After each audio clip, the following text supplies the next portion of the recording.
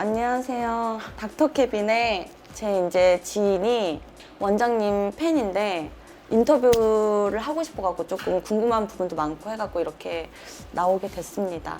제가 카메라 앞에서 저 혼자 얘기는 많이 하는데 직접 이렇게 시술을 여러 번 해보시고 실제 소비자들 입장에서 뭘 궁금해하는지 같이 이렇게 셋업을 해놓고 질문 받고 제가 대답하고 뭐 이런 식으로.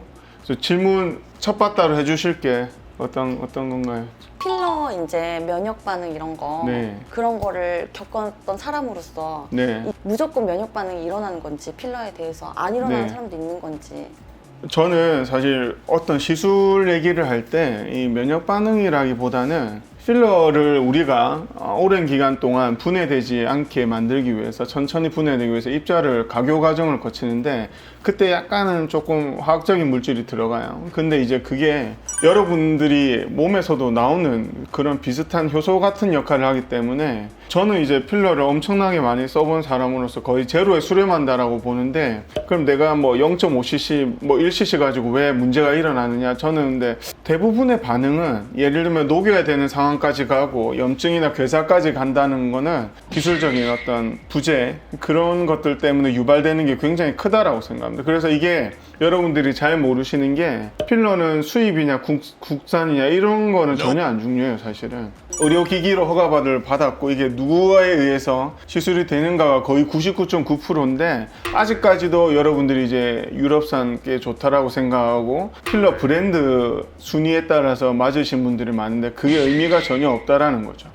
그러니까 이게 사실 여러분들은 뭐 골라가지고 내가 밑에서 필러 골라가지고 뭐 의사들한테 이거 예를 들면 뭐 cc당 얼마짜리다 몇 곱하기 몇을 해서 시술을 받는 이런 개념이 아니에요. 그러니까 제가 늘 하는 얘기인데 1cc 가지고도 얼굴 엉망으로 만들어 놓을 수도 있고 저처럼 40-50cc 가지고 임팩트 있게 시술을 할 수도 있는 거예요. 그래서 이게 면역 반응이라는 기보다는 굉장히 빡빡하게 넣거나 그냥 쭉 짜놓듯이 넣으면 그게 이제 혈관 주입이나 이제 압박을 받는 거죠.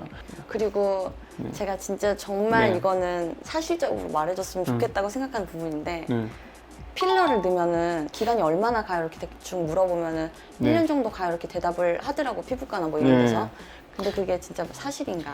필러 유지 기간이라는 거는 우리가 임상 승인을 받을 때 예를 들면은 쥐 등이나 돼지 복부 조직이나 이런 데를 넣어가지고 현미경으로 보는 수치고 그래서 입자 큰 거를 쓰면 오래 간다는 개념도 사실 저는 맞지 않다라고 보는 게 필러 유지 기간이라는 거는 그 사람 노화 속도도 있는 거고 이 필러를 고객의 조직과 밀접하게 접촉을 시켜주는 면적이 얼마나 방대하고 두꺼우냐에 따라서 결정되는데 예를 들면 한 섹션에 그냥 몰아서 그냥 넣어버리고 필러끼리 막 이렇게 뭉쳐 있으면 필러는 굉장히 빨리 빠집니다.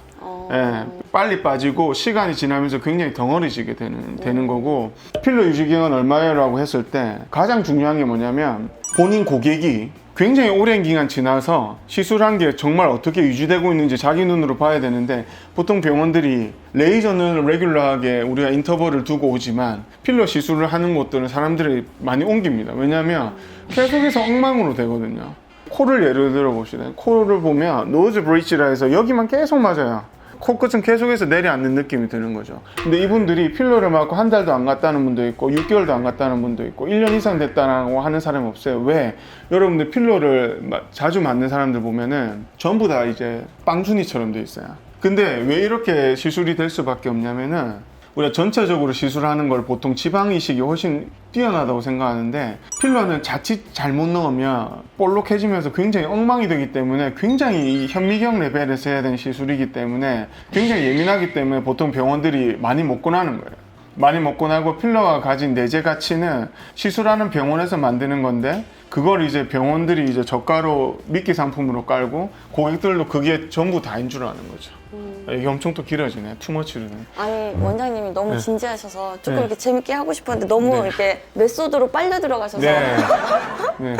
화나신 거 아니죠, 원장님? 네. 알았어. 그 병원 또 했던 사람들 생각하면 또 이제 열받아서? 우라통이. 네. 그래서 제가 유튜브에 화가 많은 거예요.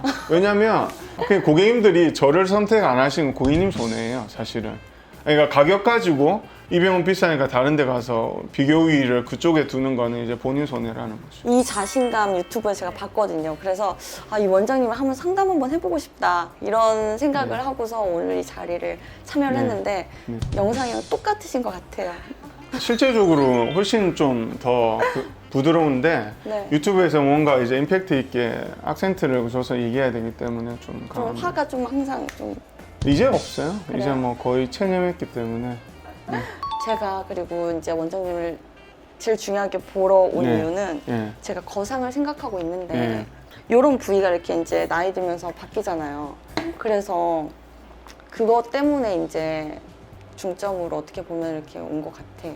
보통 우리가 거상을 하면은 여기 귓볼에서 올라가서 이제 여기 귓바퀴 끝에서부터 이렇게 절개가 들어가서 사실 얼굴의 전체 면적의 3분의 1밖에 끄집어 올려지지 않아요. 근데 생각해 보면은 안면 거상이라는 게 잉여 피부가 계속해서 늘어나기 때문에 안면 거상을 하는 건데, 예를 들면 피부는 굉장히 다양한 방면으로 존재하는데 귓바퀴 이 섹션으로 이 다양한 앵글을 올린다는 건 사실 말이 안 되는 겁니다.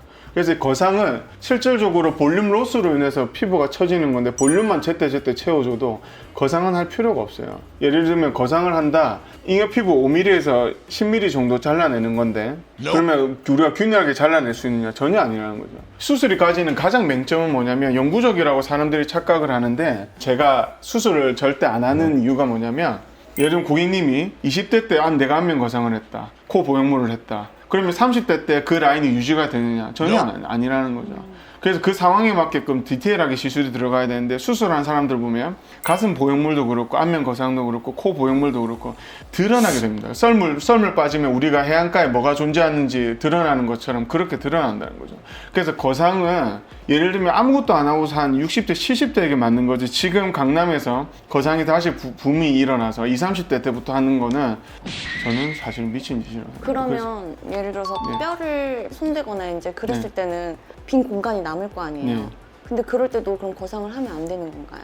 별로 좋지가 않은 방법이죠. 왜냐하면 우리가 안면 윤곽 수술을 해서 상하 하악을 볼륨을 줄여놓으면 뼈 위에 존재하는 굉장히 두꺼운 볼륨이 처져 내려오게 되는데 안에 뼈를 쳤기 때문에 그 근육을 잡을 만한 지지 조직이 없어요. 그런데 거상을 하면 또 그걸 지지해주는 피부조차도 조직까지 잘라내는 행위이기 때문에 건물에서 골격 구조물을 뜯어내는 거랑 똑같다는 거예요. 굳이 할 필요가 없다는 거죠. 근데 저는 또 이해가 되는 게, 그럼 뼈를 치고 안면 거상을 하는 게 20, 30대에 굉장히 루틴화된 어떤 수술인데, 그럼 그렇게 한 사람들이 실질적으로 민 얼굴로 저 앞에 나타났을 때 예쁠 것이냐 자연스러울 것이냐, 그건 아니라는 거죠.